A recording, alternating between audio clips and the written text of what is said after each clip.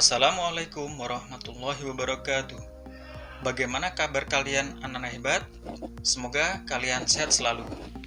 Kali ini kita akan belajar tema 5, subtema 1. Muatan pelajaran ilmu pengetahuan sosial. Ada beberapa definisi tentang pahlawan. Di antaranya adalah pahlawan adalah orang yang berperan dalam perjuangan kemerdekaan bangsa. Ada juga yang mendefinisikan pahlawan sebagai orang yang berjasa besar dalam kehidupan. Beragam arti tersebut menunjukkan bahwa pengertian pahlawan sangatlah luas. Kali ini kita akan belajar tentang sejarah pahlawan pada masa lalu, bagaimana perjuangan para pahlawan pada masa kerajaan Hindu, Buddha, dan Islam, dan bagaimanakah sikap kepahlawanan yang dimiliki oleh mereka. Yang pertama adalah Kerajaan Tarumanegara. Kerajaan Tarumanegara yang merupakan kerajaan Hindu tertua di Pulau Jawa berdiri sekitar abad 5 Masehi. Kerajaan Tarumanegara terletak di daerah Bogor, Jawa Barat. Raja Tarumanegara yang terkenal adalah Purnawarman, mulai memerintah pada tahun 395 Masehi. Raja Purnawarman, Panji segala raja. Raja Purnawarman mulai memerintah kerajaan Tarumanegara pada tahun 395 Masehi. Pada masa pemerintahannya, ia selalu berjuang untuk rakyatnya. Ia membangun saluran air dan memberantas perompak. Raja Purnawarman sangat memperhatikan kesejahteraan rakyatnya. Ia memperbaiki aliran sungai Gangga di sekitar daerah Cirebon. 2 tahun kemudian, ia juga memperbaiki dan memperindah alur sungai Cupu, sehingga air bisa mengalir ke seluruh kerajaan. Para petani senang karena ladang mereka mendapat air dari aliran sungai sehingga menjadi subur. Ladang para petani tidak kekeringan pada musim kemarau. Raja Purnawarman juga berani memimpin angkatan laut kerajaan Tarumanegara untuk memerangi bajak laut yang merajalela di perairan barat dan utara kerajaan. Setelah Raja Purnawarman berhasil membasmi semua perompak, keadaan menjadi aman. Rakyat di kerajaan Tarumanegara kemudian hidup aman dan sejahtera. Sebagai wujud kecintaan rakyat kerajaan Tarumanegara kepada Raja Purnawarman, telapak kakinya diabadikan dalam bentuk prasasti yang dikenal sebagai Prasasti Ciarutan. Kesimpulan tentang sikap dan perjuangan Raja Purnawarman.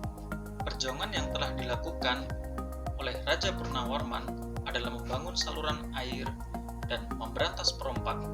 Adapun sikap kepahlawanan yang dimiliki oleh Raja Purnawarman adalah berani dan pantang menyerah, memberantas kejahatan untuk keamanan dan kesejahteraan rakyatnya. Apa yang dirasakan rakyat kerajaan Tarumanegara dari perjuangan yang dilakukan oleh Raja Purnawarman? Dampak perjuangan yang dilakukan oleh Purnawarman bagi rakyat Tarumanegara adalah karena ladang milik mereka mendapatkan air dari aliran sungai sehingga menjadi subur dan tidak menderita kekeringan pada musim kemarau. Selain itu, keadaan menjadi aman karena para perompak telah dikalahkan, sehingga rakyat di kerajaan Tarumanegara kemudian hidup aman dan sejahtera.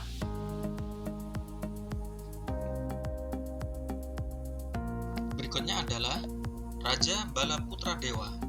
Raja Balaputradewa adalah Raja Kerajaan Sriwijaya. Kerajaan Sriwijaya merupakan kerajaan bercorak Buddha. Kerajaan Sriwijaya mencapai puncak kejayaannya pada abad ke-9 ketika Balaputradewa menjadi raja.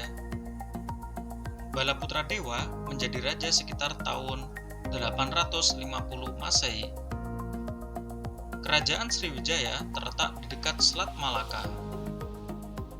Balaputradewa berjuang membangun armada laut yang kuat. Hal tersebut bertujuan supaya jalur pelayaran di wilayah Sriwijaya menjadi aman. Peningkatan ekonomi diperoleh dari pembayaran upeti, pajak, maupun keuntungan dari hasil perdagangan. Kerajaan Sriwijaya menguasai jalur perdagangan maritim di Asia Tenggara. Wilayah kekuasaan Sriwijaya sampai ke Malaysia, Thailand, Kamboja, Vietnam, dan Filipina. Sedangkan peninggalan kerajaan Sriwijaya salah satunya adalah Candi Muaratakus yang berada di Kampar, Riau. Kesimpulan tentang sikap dan perjuangan Raja Balaputradewa. Perjuangan yang dilakukan diantaranya adalah Balaputradewa berjuang membangun Sriwijaya sebagai kerajaan Nusantara pertama dengan wilayah yang sangat luas. Balaputradewa menjadikan Sriwijaya sebagai kerajaan maritim karena kekuatan angkatan laut yang tangguh dan wilayah perairan yang luas. Balaputradewa menjadikan Sriwijaya sebagai pusat penyebaran agama Buddha. Balaputradewa menjadikan Sriwijaya sebagai pusat perdagangan, sehingga banyak kapal yang singgah. Adapun sikap kepahlawanan dari Raja Balaputradewa adalah berani dan pantang menyerah dalam membangun armada laut, sehingga keamanan dan kesejahteraan rakyatnya terjamin. Hasil perjuangan Balaputradewa antara lain, Kerajaan Sriwijaya menjadi kerajaan yang memiliki armada laut yang kuat, dan kejayaan Sriwijaya dalam bidang ekonomi, pendidikan, dan kebudayaan. Berikutnya adalah Hayam Wuruk dan Patih Gajah Mada. Kerajaan Majapahit didirikan oleh Raden Wijaya pada tahun 1293 Masehi. Kekuasaan Majapahit meliputi Semenanjung Malaka, Sumatera, Kalimantan, Bali, hingga Filipina. Kerajaan Majapahit dianggap sebagai pemersatu Nusantara. Semboyan Bhinneka Tunggal Ika diambil dari kitab Sutasoma yang ditulis oleh Empu Tantular pada masa kerajaan Majapahit. Kejayaan Majapahit mencapai puncaknya saat dipimpin oleh Raja Hayam Wuruk dan patihnya Gajah Mada. Mahapatih Gajah Mada. Gajah Mada diangkat menjadi patih Majapahit pada tahun 1334 Masehi. Pada upacara pengangkatannya, Gajah Mada mengucapkan sumpah akan menaklukkan seluruh Nusantara di bawah kekuasaan Majapahit. Sumpah itu dikenal dengan Sumpah Palapa.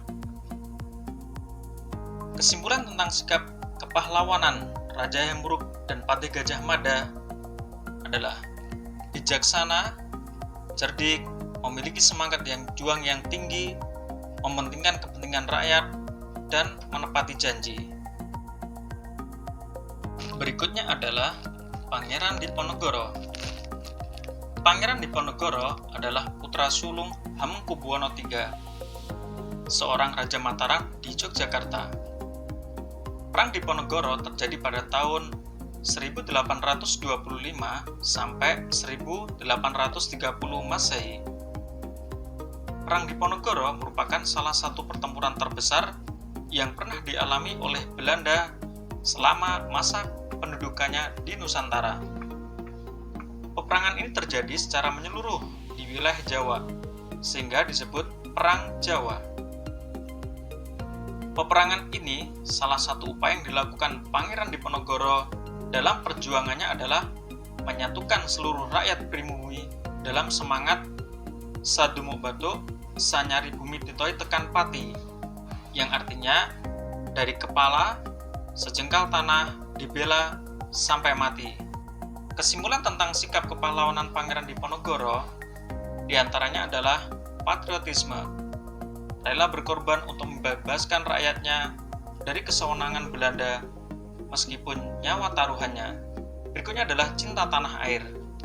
Yang memicu kemarahan Pangeran Diponegoro adalah karena Belanda tidak mau menghormati adat istiadat setempat, dan kemarahan ini menimbulkan tekad untuk melawan Belanda demi tegaknya kehormatan tanah air. Sikap kepahlawanan berikutnya adalah pantang menyerah. Meskipun peralatan perang yang dimiliki oleh Belanda lebih maju, namun tidak membuat Pangeran Diponegoro gentar. Berikutnya adalah mendahulukan kepentingan umum.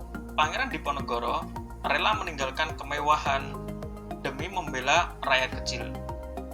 Dan sikap kepahlawanan berikutnya yang dimiliki oleh Pangeran Diponegoro adalah membela kebenaran. Oke anak-anak hebat, sekian dulu video pembelajaran kali ini. Maaf bila ada kekeliruan dalam menyampaikan materi dalam video pembelajaran kali ini. Jangan lupa like dan share ke teman-teman kalian. Dan jangan lupa juga untuk subscribe ya. Terima kasih. Assalamualaikum warahmatullahi wabarakatuh.